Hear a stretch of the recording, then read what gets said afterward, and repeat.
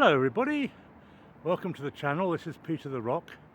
It's a Sunday evening and slightly unusually we are looking at a stretch of water which you probably quickly identify by the fact that there are quays, footpaths on either side as a canal. And as you know me, you know which canal it is. It's the Grand Union Canal. And we're going to go underneath a road. This is the main road out to the west from this part of London. Very busy and 3 lanes, so it's a bit awkward to negotiate, I would imagine, commuting in. And once upon a time I thought of trying to help them and organise a car share, but I thought people wouldn't be that interested. This building opposite looks rather like a sort of a liner, Atlantic liner. Interesting building, but perhaps even more interesting is the building coming up on my left. We're heading north along the canal towards Birmingham. I don't think we're going to make it because it's nearly 7 o'clock.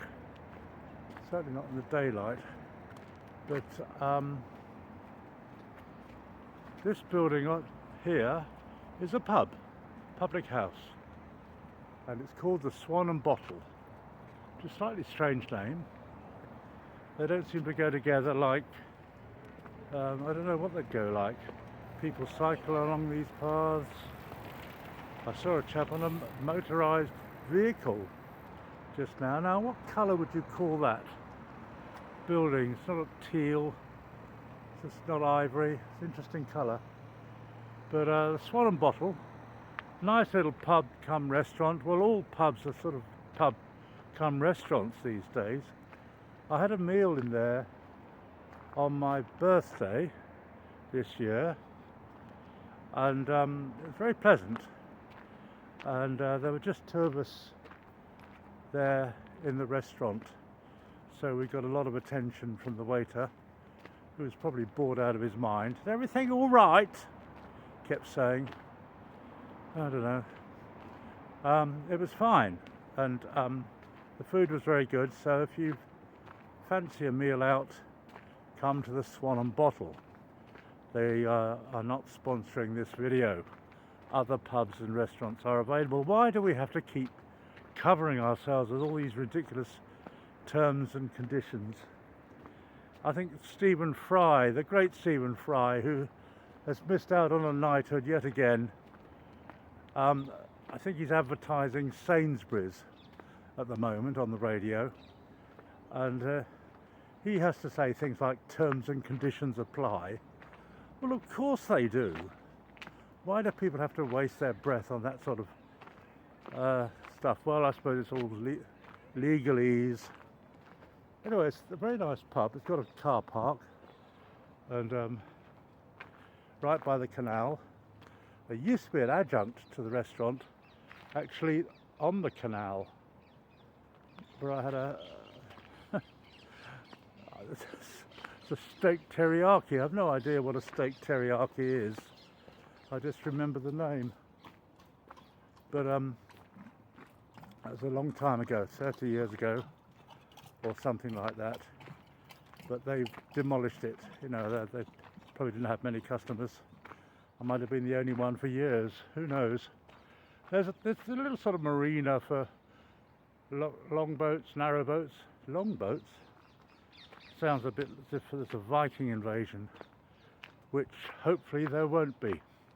You get all sorts of boats in various stages of repair, or disrepair perhaps. It's a better way of describing it. Caution, we're ahead. No, we're not, we're here. So that's a bit of a misspelling there. But coming up to the end of the walk to a slightly interesting facet, which is a lock.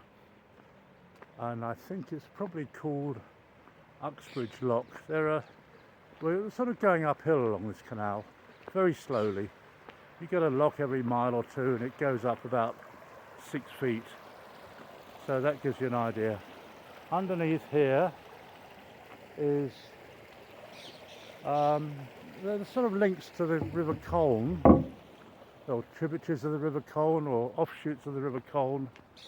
And I think when one waterway has too much water in it, there's an overflow into the other, which makes a lot of sense. So we're going up over this bridge and we will see the loch. Birds are squeaking, squawking, making a noise.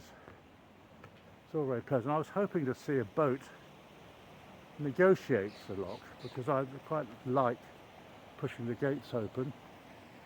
But there's no point in doing that when there's no boat that wants to come through. Not at this moment anyway.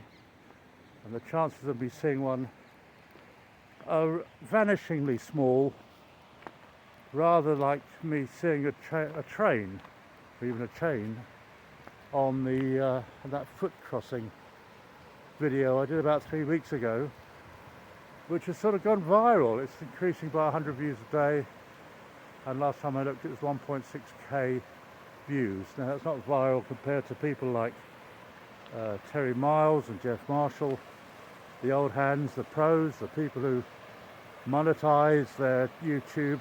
Unlike me, I do it for the love of it, the love of showing you, dear viewer, things perhaps that you haven't seen, or maybe you have. I'm sure you've seen a loch.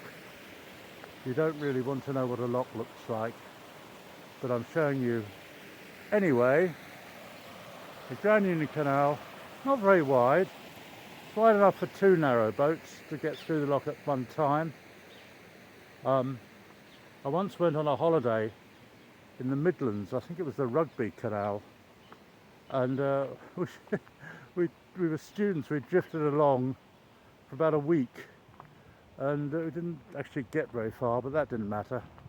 Somebody had brought some homemade wine made out of tea, and the days just passed in very slowly and very nicely. Lots of new houses all over the place. You know, there's a great need for new housing, and what could be better than have a flat or a house on the river? You get a few weeping willow trees. It's very nice, and I used to walk up and down this canal more or less every weekend, and got to know a few of the boating fraternity, and they would encourage me to write, because I like writing, and you know, write a kind of soap opera about the canals, the canal. You know, there's one chap had a friend called Rocket Ronnie. Now, Rocket Ronnie was so cool because he used to get drunk and he'd mess about with this Cala gas heater, and one day it blew up and it expelled him into the water. He wasn't hurt, miraculously. And I don't even know if that story's true or not, but it could well be, because lots of strange things. Everyone on a boat here has a story. I never asked them how they came to be on a boat, because that would be too tedious. But you get chatting, you can enjoy all sorts of things. So that's been a hobby. So thank you for watching. This is Peter the Rock, Sunday evening, signing off.